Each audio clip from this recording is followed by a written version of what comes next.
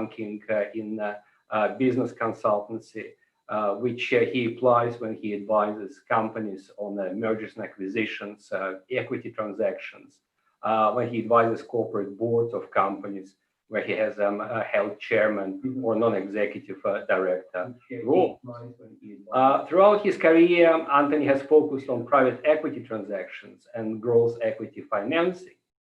He had held senior executive and board roles at Lehman Brothers, Robert Fleming and Co. And his sector specialization started with a deep understanding of the global industrial sector.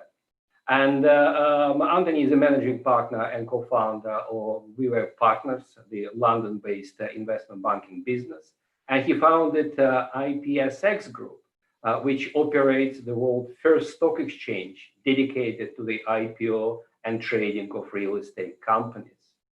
So Anthony has, as you can see, a wealth of experience working in large financial institutions, but also a great deal of entrepreneurial experience through his entrepreneurial activities and links with private equity industry. So we're pretty much looking forward to his insights and his views on what's going on as we speak, and the nearest future, and what we should expect moving forward. It's also a great pleasure to get involved in our meeting. One of the King's students, Tanya Hirani, who is a second-year accounting and finance student at King's Business School. She aspires to be a management consultant, and she already, despite her young age, has a number of achievements. In her first year at the university, she was awarded best performance in her course. And she also works on enhancing her entrepreneurial skills alongside the degree. For example, she won the King's Experience Enterprise Award. And we'll very much hope that she will share some of her first personal experiences with you, and she'll be helping me to moderate this section. So in terms of housekeeping, I will suggest that Anthony will share with us his thoughts, what he would like to tell us, the participants. If you have any questions, you can see there is a Q&A functionality in this meeting. So please put your questions into a Q&A box. Tanya and myself, we will be moderating this exchange. We obviously won't be able to cover or address all the questions. We unfortunately have a very limited period of time, but we will select questions which might be of general interest, and hopefully Anthony would have an opportunity to reflect on them. So without further ado, I would like to hand it over to Anthony. Anthony, the floor is yours. I will mute my microphone, turn off my video camera, but I will get back to you after Anthony's presentation. Anthony, welcome to our conversation. Thank you very much for your time, and the floor is yours.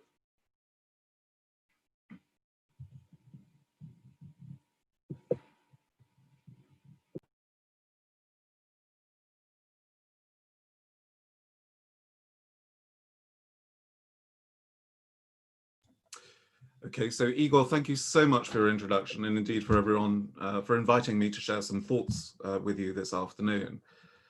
A close friend of mine, who is the CEO of a private equity-backed company and who has somewhat a wicked sense of humor,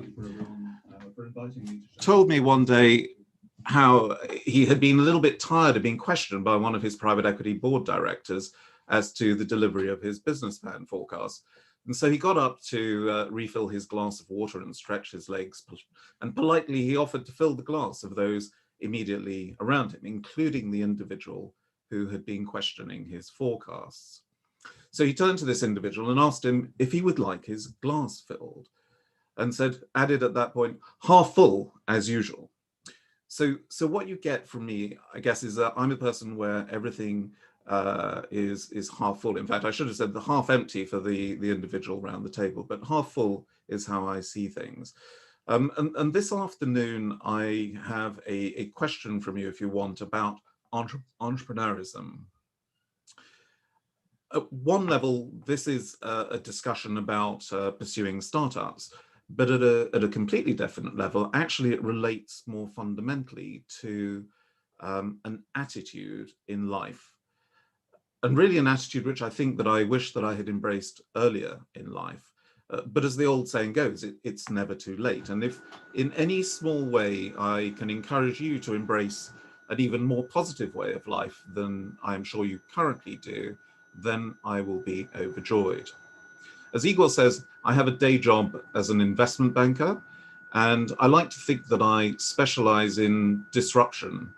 Again, at one level, this everyone thinks about technology when you think about disruption, but in fact, it's much more broad than that, because it's really about doing things a different way. So for disruption, for me, doesn't have to be technology. It simply needs to be someone who is thinking about doing something in a different way.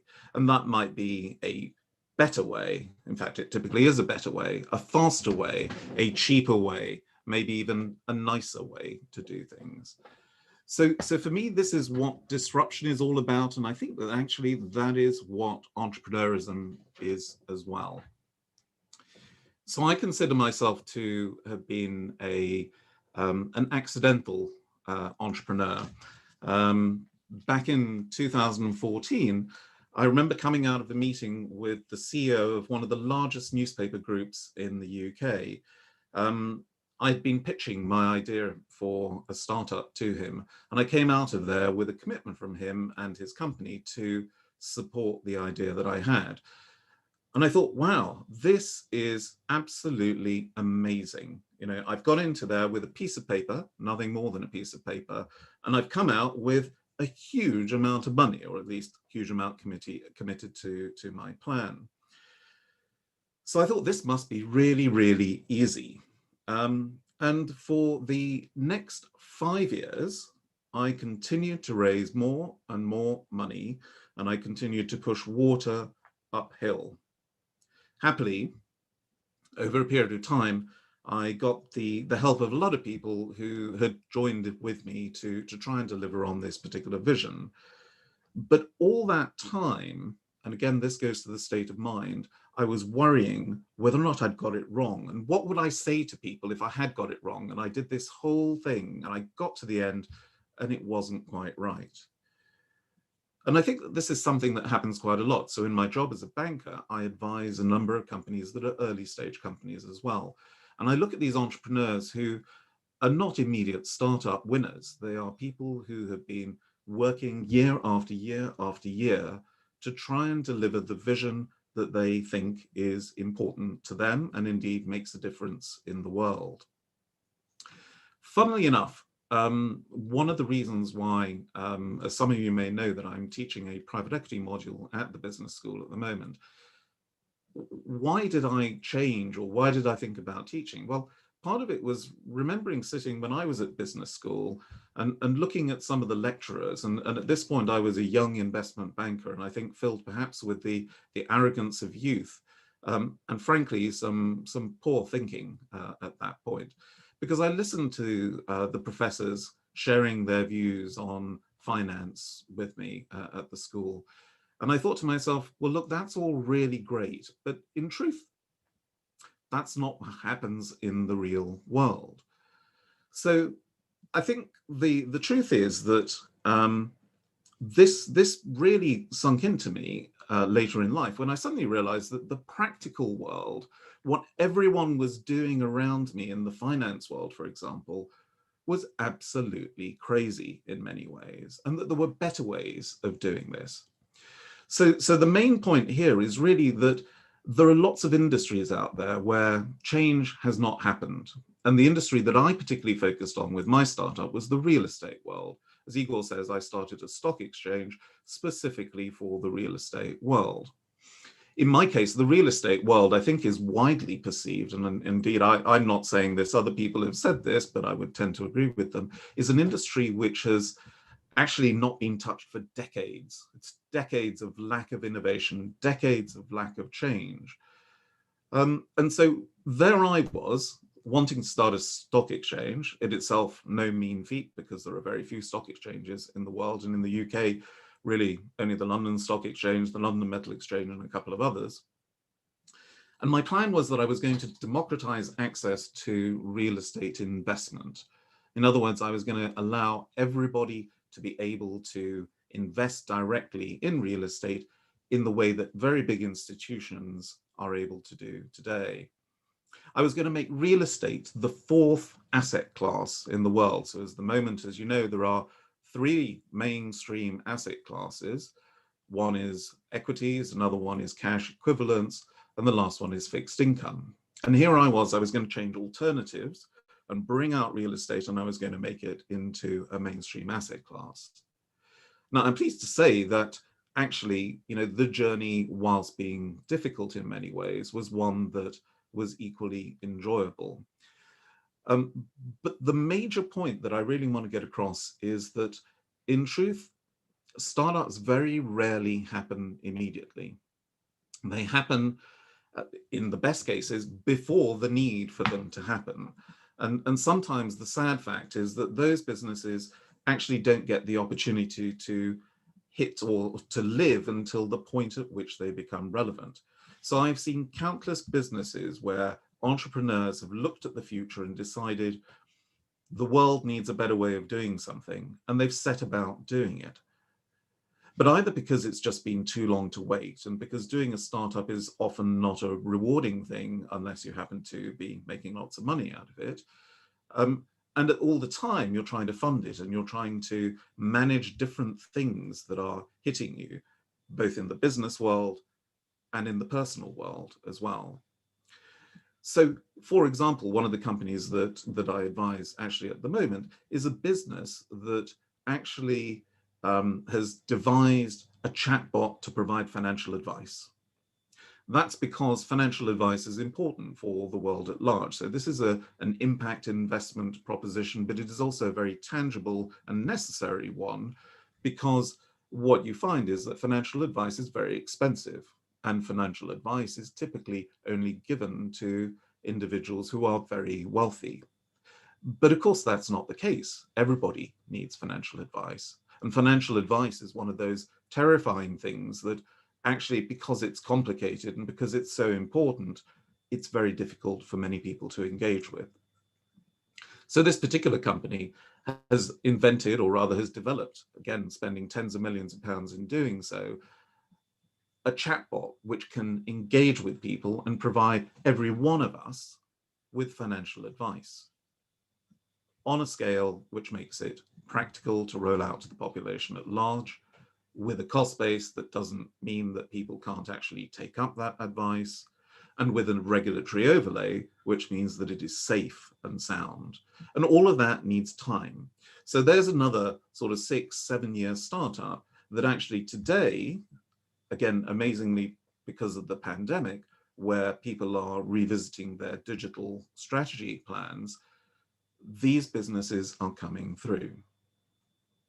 So I guess that the key things that I wanted to represent on this particular talk is that startups are exotic in many ways, but they also come with some very, very substantial lessons. And I'll come back to those lessons in a second.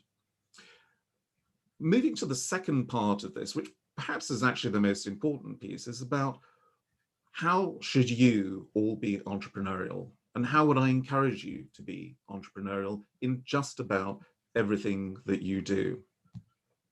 One of my bosses many years ago was a wonderful gentleman. He was remarkably wealthy. In fact, he was the owner of the bank that I worked in. And I remember traveling with him many times. And most of the time I was terrified, because we'd go into meetings, and what he would do is he'd sit there and he'd turn to our client and he'd say, absolutely no problem, we can do that. And then he'd turn to me and he'd say, can't we, Anthony? You can do that for them, can't you?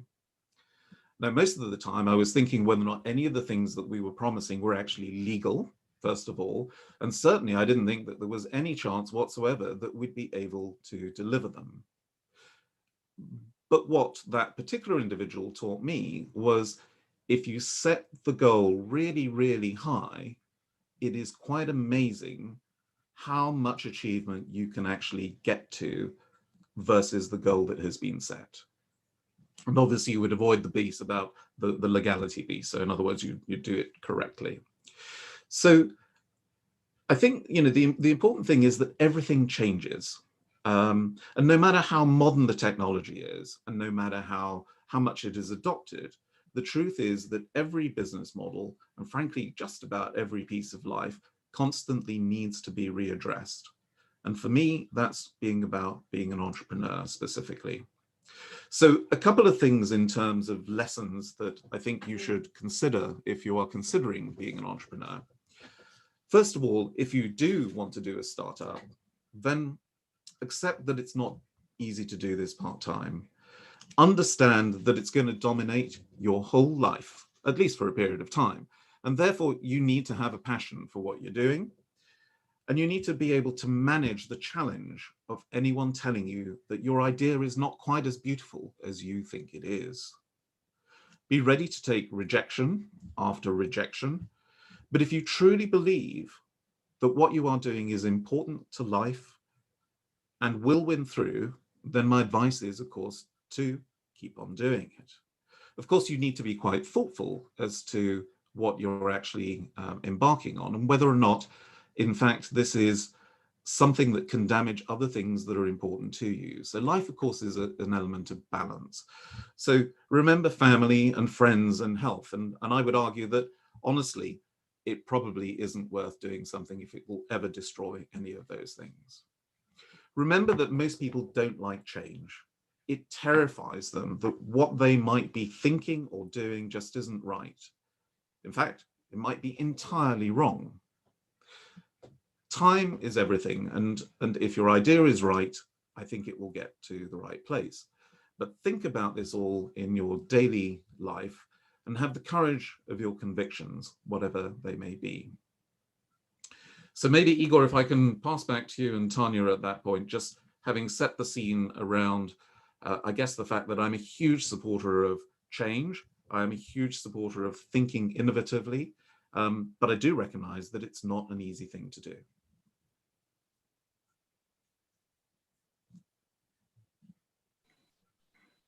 Well, thank you very much for your insights, and thank you for sharing some very interesting and frankly thought-provoking ideas and personal experiences with us. Clearly, it's much, you gave us much to think about. My immediate reflection would be, you talked a bit about the technology, and indeed, you probably could be considered a technology entrepreneur yourself. And some of my academic colleagues say that we are living in a unique period in the kind of human history. Some researchers even coin a phrase of a digital revolution.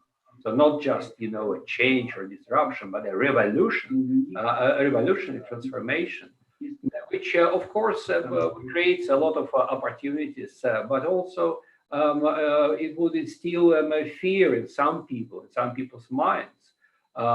We see quite dramatic changes around us. The companies are using artificial intelligence for many internal functions and processes.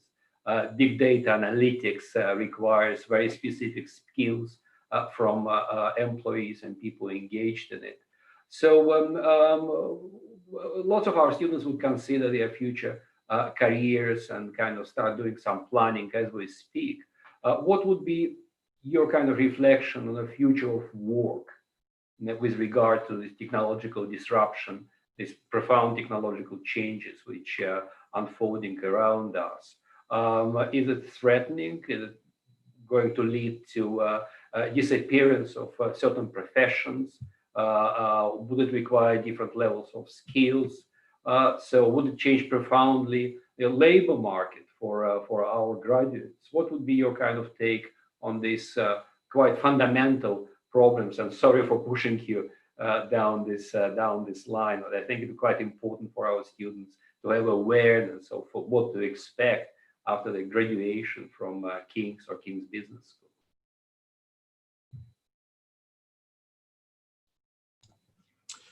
Igor, there's been a little bit of feedback on this call, so I hope that I've got the question right in relation to this. But I think that the question is simply around the technological revolution and the changes in life, and what does that mean in a way for everybody who's in the business world. And I think the answer to that, at least simply, and indeed the last example that I gave of a business that actually arguably takes away people from providing financial advice. Now, in their particular case, there are no people providing that financial advice, so it's actually providing financial advice to different people who otherwise wouldn't get it. But what you say is absolutely true, that there are innovations that are happening in the world which on the face of it are terrifying for anybody who might be on the receiving end of it, as to how do they engage with that particular technology, and does it mean that there are less opportunities for them as they go out to whatever their chosen career might be in the future. And my view on that is really simple, which is I think embracing technology, and most of the people on this call probably embrace it far more than I do in general terms, is really, really positive. I think there is no doubt that things change over time. And indeed, even as my young daughter sometimes explains to me, that some of the technology that I look up on the web really isn't the right one to look at. There's much better stuff that's turning up, and so she pushes me in a different direction. And those are things actually that have changed very, very quickly. In other words, they've been very fashionable because they're technologically, cutting edge, but then something moves on and they're replaced completely by something else. I don't think that actually most of the technology is looking to completely erode the human being, because again, one thing which is absolutely crystal clear, that despite getting advice through a chatbot, for example, there is always a place for an individual to take part in just about everything that you can think of. And so actually what I do is I think of technology as something which will enhance the experience in many ways for everybody. But I think it generates extra opportunities as well, because where a door closes, another one opens. So if I was sitting amongst the listeners today, honestly, I'd feel very, very positive about that. Living in a technological age actually generates many, many new opportunities for everyone. Well, thank you very much, Anthony. That's very encouraging, and I hope that our listeners kind of share your optimism and enthusiasm with regard to new opportunities which technological change could bring about. But closer to home, clearly we're living in very difficult times. We're in the midst of a very serious pandemic, which affects not only the UK, but spreads as fire around the world, and nobody seems to be able to escape, including the most powerful people in the world. And there is a bit of a conversation about a new post-pandemic world, a world of new normal. You probably came across a few publications in media and a few reflections on the world of new normal. As a businessman, what's your vision of this world of new normal?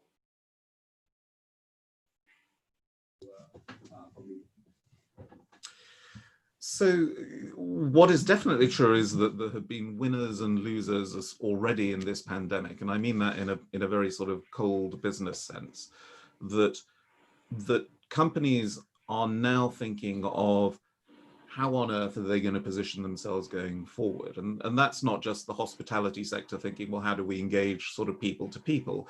It is about just who do we have on the team? So this is to your point, Igor, about, people, and where will they work and how will they engage with each other? And I think the interesting answer is that, just to take my own business, for example, we have not gone back to our office since the pandemic. As it happens, we were remarkably lucky because we gave notice on our office a little bit before the pandemic, and we're planning to move into another one. But when the pandemic struck, actually we hadn't found a new one. So we are virtually homeless. We are virtual for sure. And that has made us think about, how do we want to configure our next office? Because we do think that we will be back in an office sometime soon. We're not in an immediate rush to get back there. But again, one of the things that, you know, is nice at one level is to sit at home and do some work at home and contact people through Zoom or Teams or whatever it is. But it doesn't entirely work. So when I'm doing transactions, so most of these are M&A transactions, these are very personal items in many ways. And negotiation, for example, is something that is remarkably hard to do just on a piece of paper, or even, beautiful though this system is, through a screen. So to be able to actually do things at a sensible level, you actually have to have that personal interaction. And I think, you know, the curve in a way is too early to really understand this enough, because a lot of the business activity that is going on at the moment is business activity which actually started before the pandemic hit us. So these are transactions, in my case, that have been running since the back end of last year. So all the cast, if you want, the people who were involved in these transactions already knew who they were, what the mission was, but actually the deal has yet to close. Now, if you roll forward a bit of time, actually new business origination, so new transactions happening, at least in my world, are much, much harder to look at when you don't know the people potentially, and you don't know the counterparts who you're negotiating with. So what you have is a really fundamental problem which needs to be fixed in some way, or the world is going to get a little bit clunkier. Another element about this is about passing on knowledge. So we have a number of younger folk working in our business, and part of the reason why they work so closely with us day to day, with the older members of the team, is because they get to learn exactly what is going on. And learning, at least in my industry, is by experience as well as knowing technical items. But it is about judgment calls. It's about understanding, you know, how should you think about a particular situation? And unless we do get back together again, that won't be easy to impart. That knowledge won't be easy to impart. So I guess, you know, the pandemic has focused people on thinking about new models, which I think is a good thing. Those models, I don't believe for one single minute will be binary, in as much as they will be digital delivery all the way through. And I think you can look through just about every single sector and realize that actually the personal touch is core to it. Well, thank you, Anthony. Well, clearly there are some challenges ahead, but we could also see a light at the end of the tunnel. And I think our students, the members of stakeholders of King's Business School, should bear it in mind. And your reflection is very helpful in this regard. Thanks again. Maybe one more last question from my end, and I will pass it on to Tanya. Now, you mentioned entrepreneurship in your conversation, which I think is a very important aspect of future career orientations for many of our students. I'm reflecting back at my academic career, and when I started teaching in the business schools many years ago, the student orientation was quite straightforward. Students were thinking about getting a job, maybe in a consultancy, maybe in a big company, gain some experience, maybe kind of grow through a managerial ladder, or starting on their own, starting their enterprise. Would you consider an entrepreneurial route, which is pretty much individual, pretty much, much more risky, of course, than working for a large organization, more uncertain, Would you consider it as a kind of viable career orientation for students nowadays?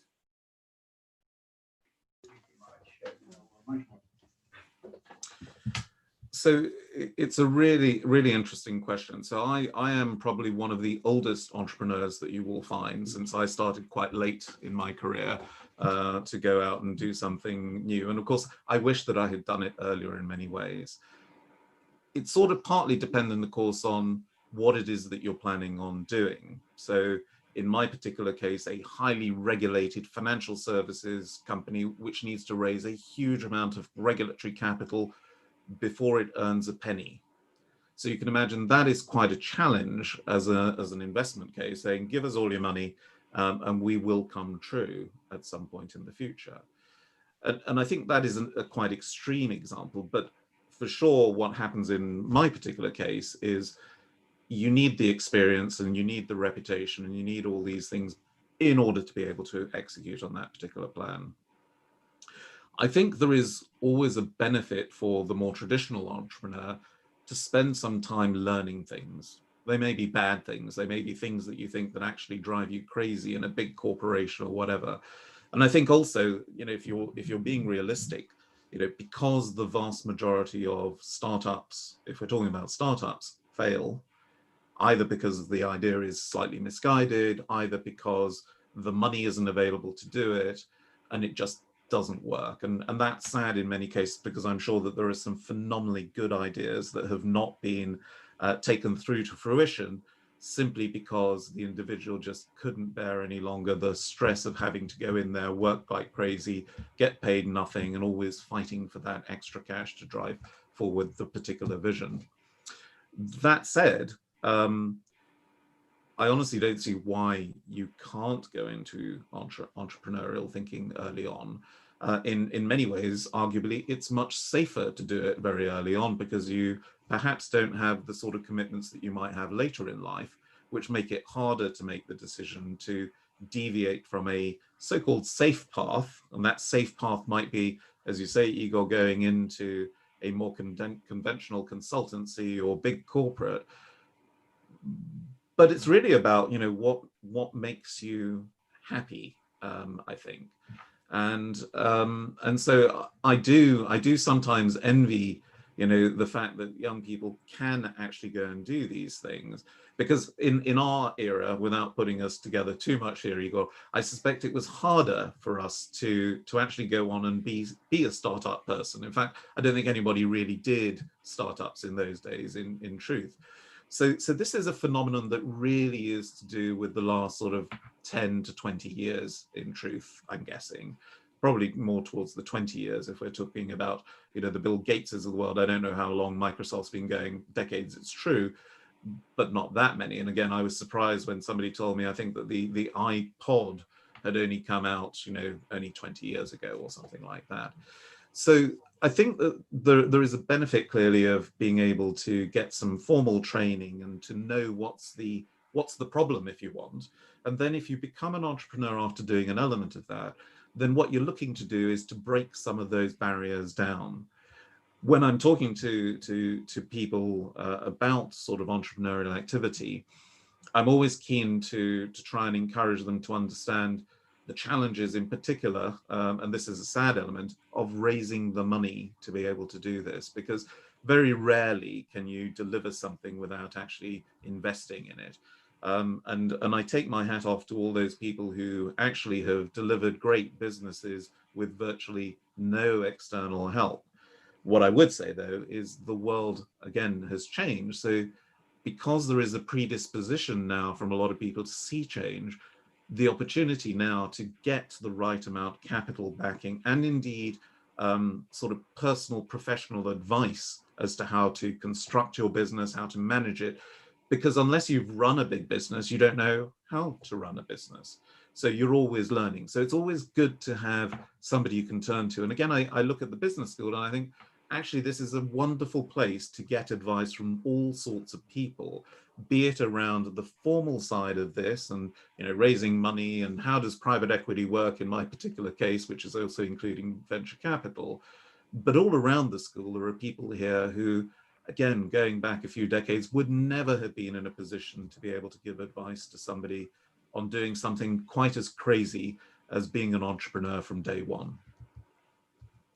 Well, Anthony, thank you very much for sharing your personal experiences, and more to the point, thank you for being such a great help, within our student community, within the business school. I know how much time and effort you are putting into it, and coming from somebody with your experience, that makes it very valuable.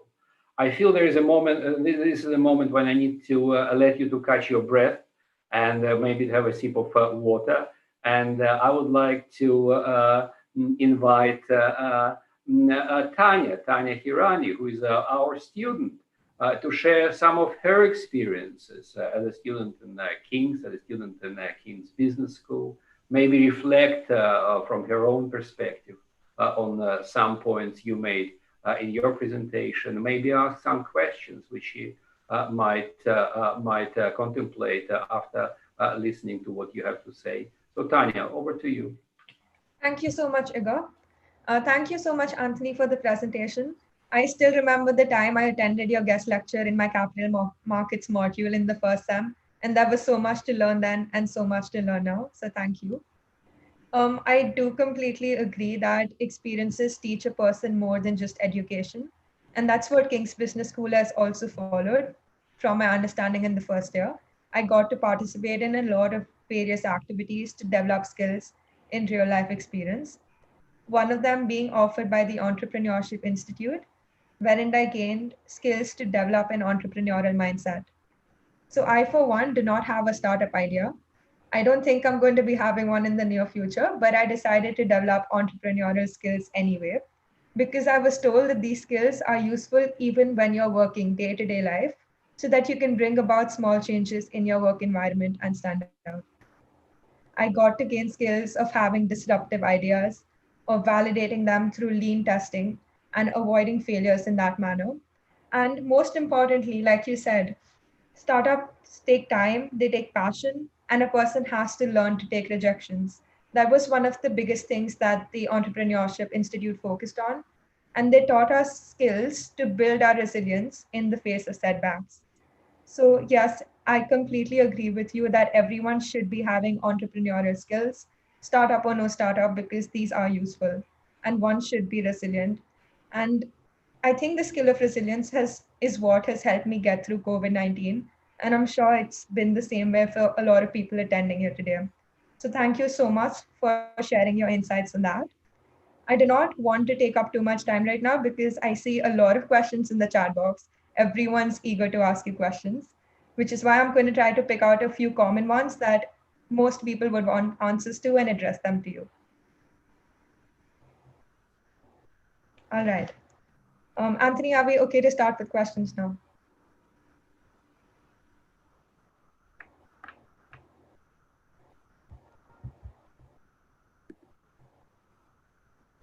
All right. Anthony. All right. Okay. Do you want to hold on for a minute? I can talk more about my King's Business School experience. Oh, okay. We're ready to start. Okay. The first question that we got was, when is the best time to start a business? About my King's Business School experience. Oh, okay. We're ready to start. The first question that we got was, when is the best time to start a business?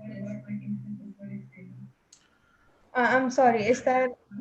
Sorry, no, there's a little bit of an echo, so I've got that. So when is the first time to start a business? Yeah, when is the best time to start a business? Should a person get a few experiences before they have their own startup, or should they dive right into it and they have an idea? Sorry, no, there's a little bit of an echo, so I've got that. So when is the first time to start it? Okay, so I think it's what we covered a little while ago, is that I don't think there's a right time or a wrong time to start a business. Obviously from a financial perspective, if what we're talking about is a business that's going to revolutionize, that's going to disrupt the world, and hopefully there are lots of those coming from the people who are on the call at the moment, I think that clearly has to be developed ahead of the curve. so that you're coming into the curve and you catch the wave and you head off to actually deliver all the wonderful things that your product or service or thinking is going to do. But I do think that there is some value in maturity and experience as well. And so if I was, you can't always define when's the right time to do something, because if you have the right idea and the opportunity is there, then you should get on and do it. If, on the other hand, it's not time sensitive, and I think very few of them are, it is great to be able to question yourself with the benefit of some experience elsewhere before you launch yourself into something which, as we all, I think, agree, Tanya, are hugely time-consuming, difficult, challenging, but of course very rewarding at the same time activities. And I think the other thing that probably I didn't dwell on at all, which is a really important thing, is about people. So people management is interesting. As a banker, actually, I think you can forget about people in some ways. You're busy doing your transactions and you're not necessarily a manager of people. But if you're in a startup or if you're in any other business, and I changed my mind, all my clients I now think are superheroes if they're CEOs, because they deal with problems day in, day out. And a lot of those problems relate to people. And that's not because they're bad people, it's just that people need assistance. They want to work with each other. They want to have the benefit of knowledge passed to them. And so I think, therefore, maybe the simple binary answer to the question here is, actually, it probably is better to wait a little while before you go into a startup. But if it so happens that you have to do it quick to get that opportunity, by goodness, you should be out there. All right, thank you so much. Picking up from that question, which skills do you think students should have, particularly to have a startup? Like maybe talk about technical skills, leadership qualities, and networking. All right, thank you so much. Okay, so I think the skill sets, again, are the easy ones are all the technical ones. So let's just put those aside. You have to be diligent and have to work hard and understand these things. But there are two things I think that really stand out for me. The first one is what, again, we've just been talking about, which is people skills. It's the ability to listen and to communicate well and to engage. It's not necessarily that anybody's going to love you, but to be able to engage. And again, one of the things in whichever business, not a startup, but any business, is credibility in the individual who is leading that business is absolutely vital. If your team don't believe in you and you don't believe in the plan, then you know that you're going to have a disaster, absolute disaster as a result of that. So I think people skills is really important. The other skill set, which I think is really important, is going back to basic principles. So again, there is a tendency for people to, when they're listening to something, immediately try and hook on to something that sounds vaguely like what's being talked about and transmit. They'll transmit whatever information they know about the other subject, even though that subject may have absolutely nothing to do with the question in hand. And so I think a really, really vital skill is to listen, is to think, to understand, and then work out what you actually believe about something. Because if you do that, then typically I think you end up in a good place. All right. We also had a question addressed to you saying, what do you think makes a business successful and how much do you think luck plays a role in your startup taking off? All right. We also had a question. So I think the answer to that is very unfortunate that luck does play a part in just about everything. So luck is to do with timing. It's about meeting the right people. It's about having that idea at the right point in time. And as they say, it's interesting how often, luck can be just luck, but most of the time luck goes hand in hand with an enormous amount of hard work. So the harder you work, the luckier you apparently get, is of course the phrase that everybody uses. And I think, again, there is a lot of truth in that particular phrase, which is you need to do both. And you would have to be remarkably lucky to be able to do something successfully without putting in a fair amount of work.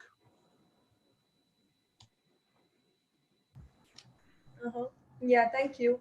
We also had one more question. What is your advice on evaluating, considering, and perhaps overcoming the risks associated with startups? You said that having a startup requires passion, but there are loads of risks and setbacks. So, what is your advice on overcoming them or avoiding them?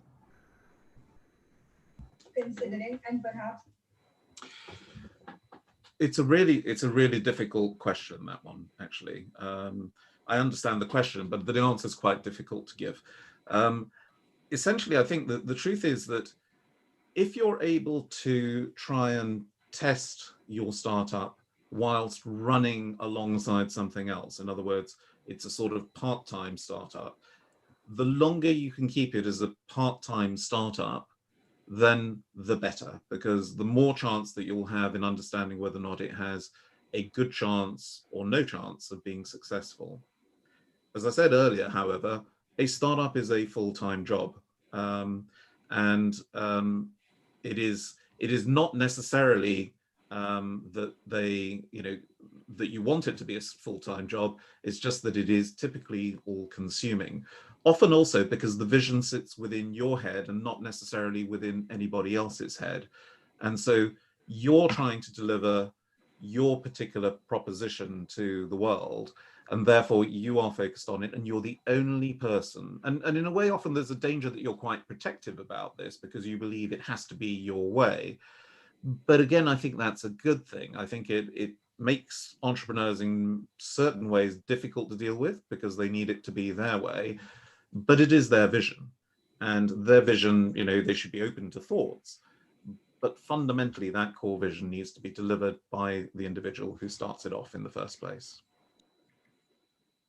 If I could just jump in, Anthony, while Tanya was busy relaying various questions and aggregated them, we have a kind of like an avalanche of new questions and new views, and maybe I will pick up from here and let Tanya to gather her thoughts and maybe scan through the remaining questions.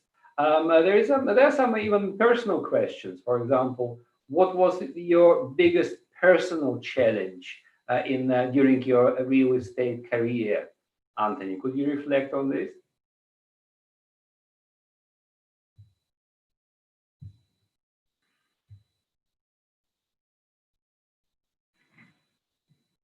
Shall I repeat it? Okay, so I guess the biggest challenge, really is the work-life balance, and it's what I was saying before, is so consuming some of these things can be, and particularly if you're looking at, you have lots of different activities, which in my personal position, actually there were lots of different commitments, and you never get thanked, obviously, for neglecting people who are around you, especially since you can't buy time back again. So I do think that is the largest single challenge for everybody to sort of contemplate there, is that however fun and challenging it is, often that's for you, and it isn't necessarily shared by all the people around you. So I would say that for me, that was the biggest one, which was balancing, the items. And I'm pleased to say, after, I think it's now 7 years, I only recently, in the last few weeks, stepped down from being the chairman of the company that I founded, only to be deputy chairman, so still very much involved and still the founder, but stepping down so that it gave me more time to do other things alongside this great vision, which I'm pleased to say is making enormously great progress now.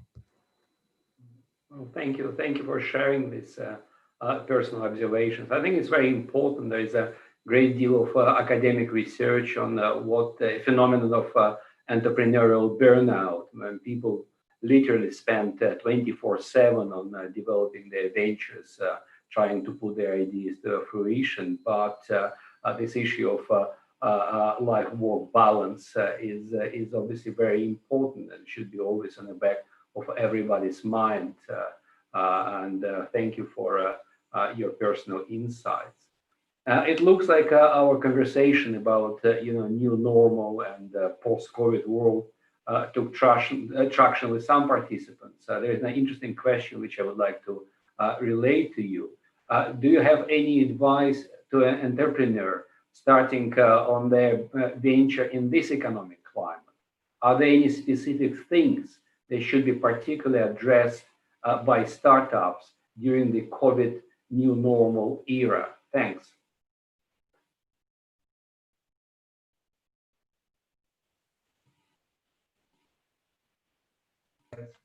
By startups during the COVID. That's Igor, you leave the hardest questions for last, right? I think, look, starting a business in a pandemic is obviously a unique exercise for anybody in the world, because there aren't going to be many people who've done that. But certainly there are lots of situations going back in time where people have started businesses after a moment of huge dislocation. Okay, and so if you go back to the financial crisis, there were people who made a lot of great changes, seeing what goes wrong. So the opportunity here, I guess, is about standing back and looking at what has specifically changed as a result of whatever has just happened. And in our case, it is an unusual one this time around, simply because it's not about just a financial crisis or a stock market crash or a bank going bust or anything else like that. It's about a fundamental rethink about what should life look like in the future. Now, again, as I said, I'm somebody with a glass half full, thinking that we're going to go back to normality, hopefully in a relatively short time frame. And relatively is something, of course, if you're living your life, this is a tiny moment of it. And I think, just as an aside there, if you look back over history, and I think, Igor, I shared with you at one point, I said to you that if you looked back at the FTSE 100, which, if it was the barometer of life, okay, and it is, because economically some of these companies are very major companies, and if you drew the index over the last 50 years and more, I think you can go back 100 years or so, it's pretty much a straight line. So whilst there are bumps in the road, when you look at over a long period of time, they're actually very, very small bumps in the road. They don't last particularly long, and life continues as it does.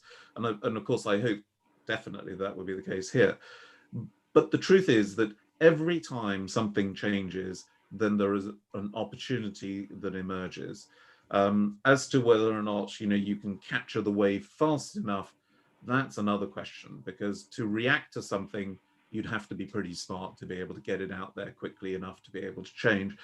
But as I say, I think there are lots of opportunities that do turn up when the world changes. It looks like you have a view of a cautious optimism, which I probably share myself on a kind of personal level. I am very mindful that we are rapidly running out of time. I think we have a opportunity just for one more question before I will bring the proceedings to a conclusion. So, Tanya, would you like to relay either somebody's question, maybe your own question, to Anthony before we come to closing time?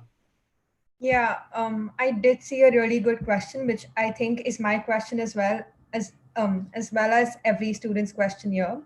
When you see someone that inspires you, maybe they saw you talking here and they're inspired by you, what do you think is the best way to reach out to the person and ask them whether you can get their mentorship and or get work experience under them or something like that? How do you reach out to people in senior positions?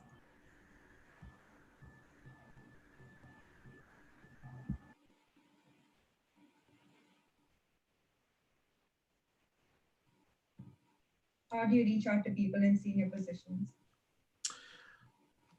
Well, I think actually the world has got better, because there's something called LinkedIn, which I think is a very useful machine if you want to connect with people who candidly you should really want to get to, but you can't necessarily get to speak to in person very easily.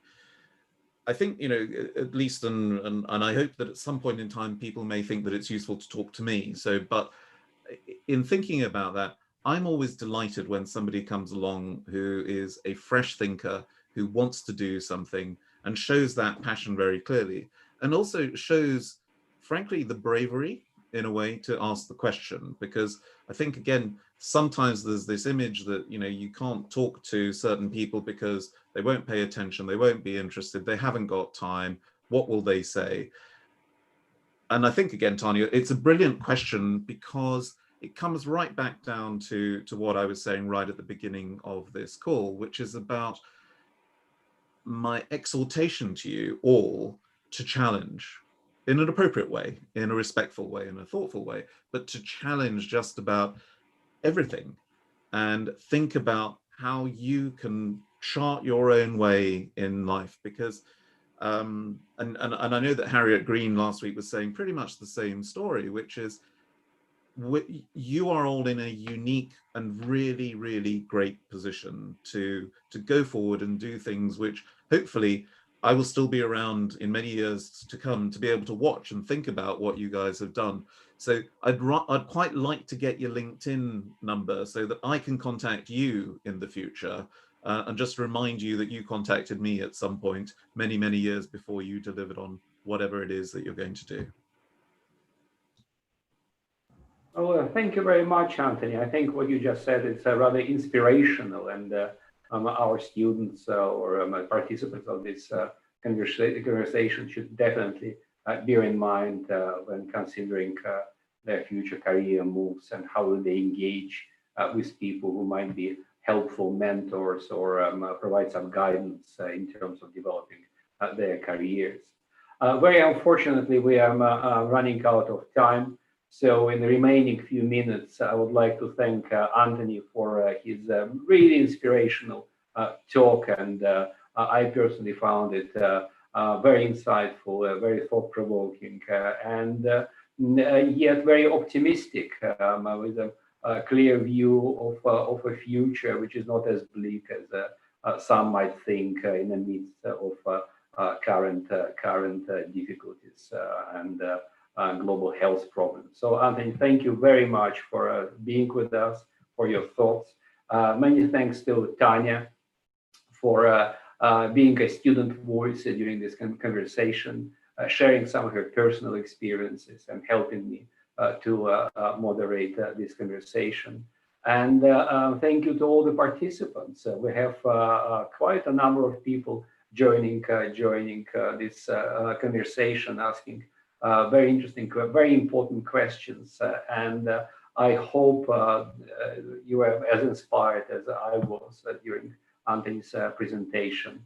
And of course, you're very welcome to continue engagement with the business school and share your views, concerns with us and the future speakers in our series of conversations. So on this note, I would like to close this conversation. Again, thank you, Anthony. Thank you, Tanya. Thank you, everybody. Please stay well, stay safe, and all the best with your future endeavors. Thank you very much. Thank you so much.